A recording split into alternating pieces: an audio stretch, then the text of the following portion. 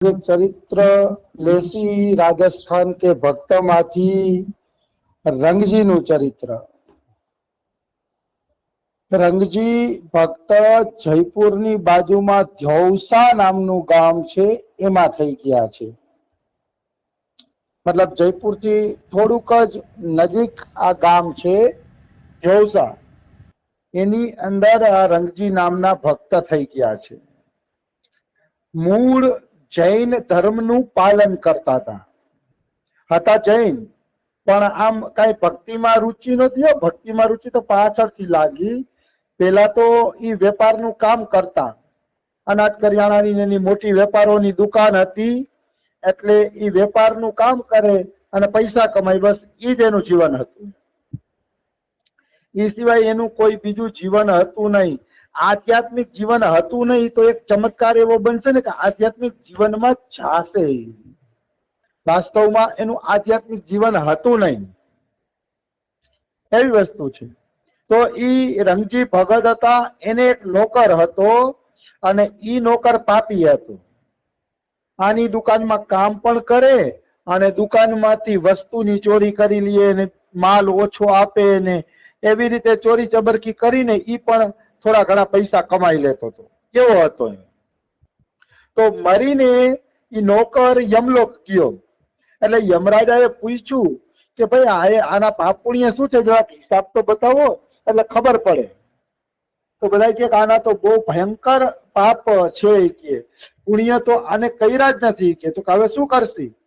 તો કે આને યમદૂતોનો સરદાર બનાવી દો, કારણ કે આ નરકમાં રહેવા લાયક જીવ છે અને યમદૂતોનો સરદાર બનાવી દો એટલે યમદૂતો જ્યાંથી કોઈને મારેલા માણસોને લેવા જાય એના સરદારી આને કરવાની।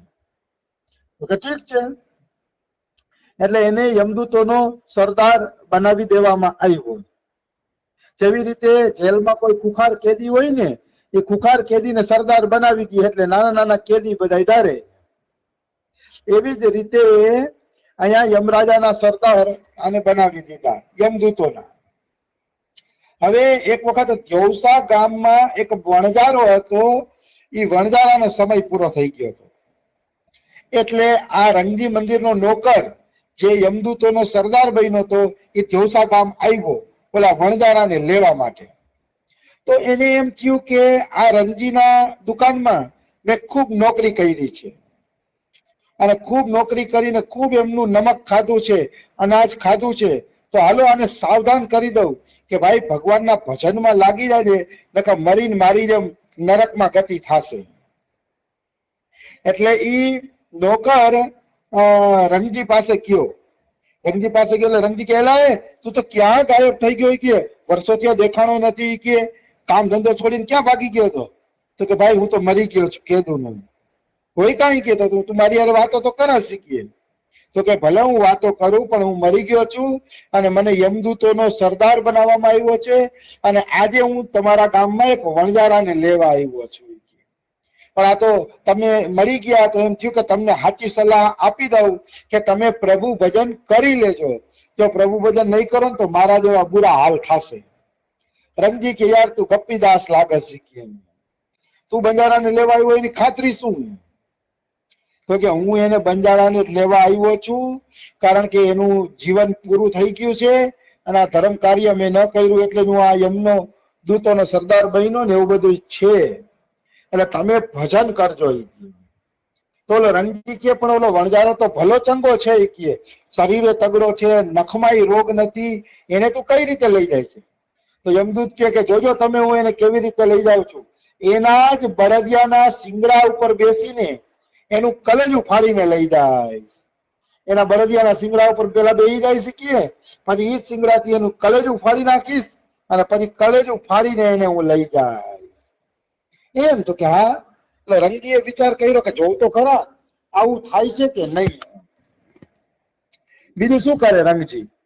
રંગજી જોવે છે કે આ પ્રમાણે થાય છે કે નહીં એ હવે આપણે જોઈએ। તો યમનો દૂત વયો ગયો છે। બીજી બાજુ રંગજીને વિશ્વાસ આવતોય નથી અને વિચારે છે કે આવું થશે કે નહીં થાય, થશે કે નહીં થાય, મનમાં એવો વિચાર આવે છે।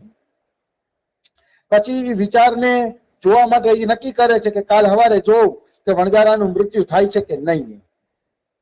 બીજે દિવસે હાચું કાજ રંગજીને સમાચાર પહોંચ્યા કે આપણા ગામનો વણજારો મરી ગયો. તો રંગજી પૂછે કેવી રીતે? તો કે બળદિયાને ઘાસ ખવડાવતો હતો અને અચાનક બળદિયાએ શીંગડું માર્યું પેટમાં અને મરી ગયો.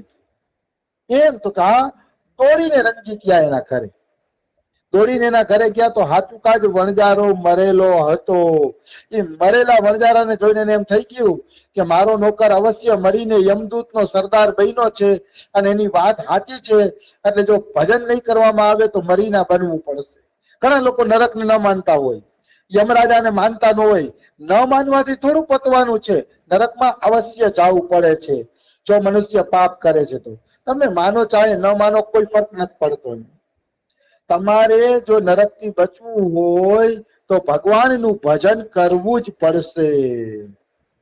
રંગજીની તો છાતી ચીરાઈ ગઈ કે હા, આ તો વણજારો વયો ગયો હાચું કાજ, હવે તો મારે પ્રભુ ભજન કરી લેવું જોઈએ. ત્યારે રંગજીને એક ચેતવણીનું પદ યાદ આવ્યું, કીર્તન યાદ આવ્યું. ભજન બિન નર મર ઘટકો ભૂત.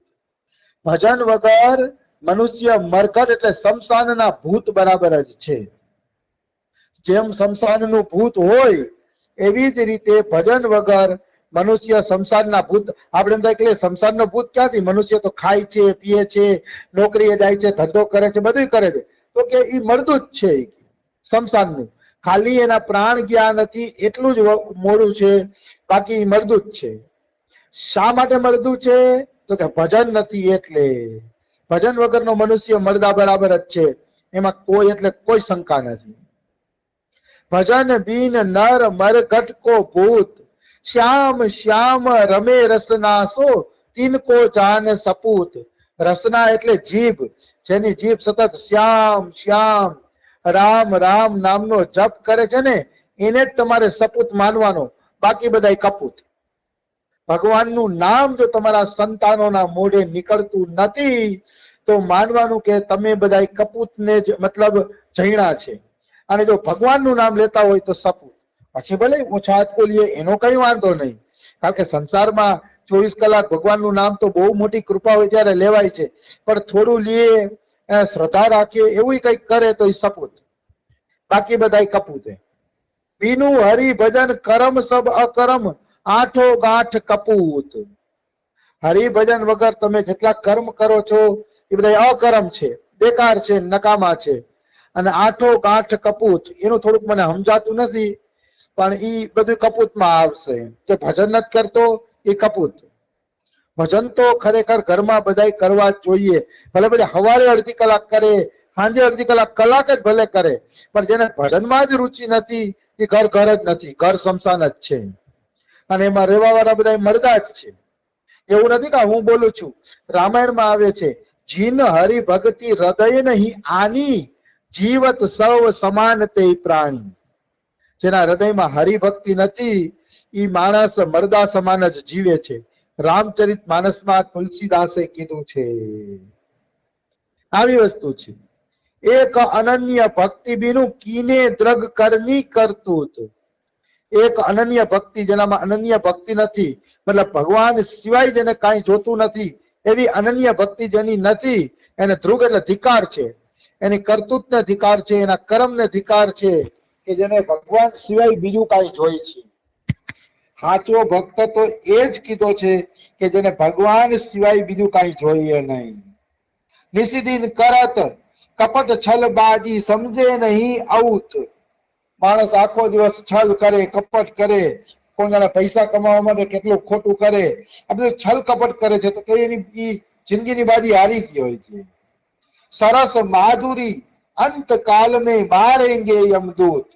સરસ માધુરી શરણજીનું આ પદ છે, અને સરસ માધુરી શરણ કહે છે કે અંતકાળમાં એને યમદૂતો જરૂર મારશે, નિશ્ચિત મારશે, જે પ્રભુનું ભજન કરતો નથી.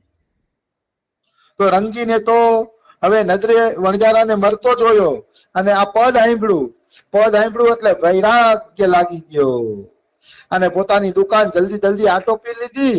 થોડી ઘણો તો કરજા ચૂકવી દીધા, બાકી છોકરાના રોટલા થાય એટલી દુકાન રાખી. એ દુકાન આપીને પોતે રામાનંદાચાર્યના શિષ્ય અનંતાનંદજી પાસેથી દીક્ષા લઈ લીધી. રામાનંદી સંપ્રદાય પણ ભારતની અંદર બહુ મોટો સંપ્રદાય છે. રામાનંદીના આશ્રમો દક્ષિણ ભારતમાં પણ વિશેષ રૂપે જોવા મળે છે. એટલે કારણ કે રામાનંદાચાર્યજી અને રામાનુજાચાર્યજી બે દક્ષિણ ભારતના હતા, એટલે રામાનંદી સંપ્રદાય બહુ મોટો ફૂલો ફાયલો છે અને મોટો સંપ્રદાય છે, એમાં કોઈ શંકા નથી. તો અનંતાનંદજી પાસેથી